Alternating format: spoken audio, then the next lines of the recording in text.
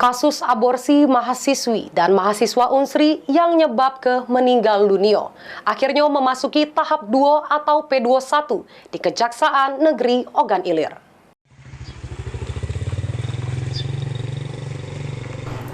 Kejaksaan Negeri Ogan Ilir nerimo berkas kasus aborsi mahasiswi dan mahasiswa Unsri pada Kamis siang 14 Maret 2024.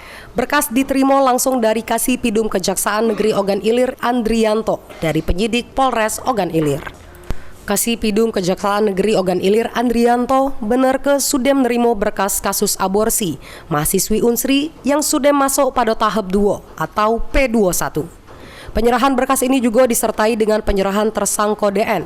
Selanjutnya tersangka ditahan selama 20 hari, jeru prosesnya Kejaksaan Negeri Ogan Ilir gaju ke persidangan ke Pengadilan Negeri Kayu Agung Oki. Sebelumnya sesudah sekian lama, Kepolisian Polres Ogan Ilir akhirnya nyerah ke tersangka mahasiswa yang melakukan aborsi terhadap pacarnya dewe sampai tewas di kos-kosannya yang berada di Gang Lampung, Kelurahan Timbangan 32 Indralayo Utara, Ogan Ilir. Penyerahan tersangka dan barang bukti pada Kejaksaan Negeri Ogan Ilir terhadap kasus aborsi mahasiswa, sesama mahasiswa, korbannya juga mahasiswi.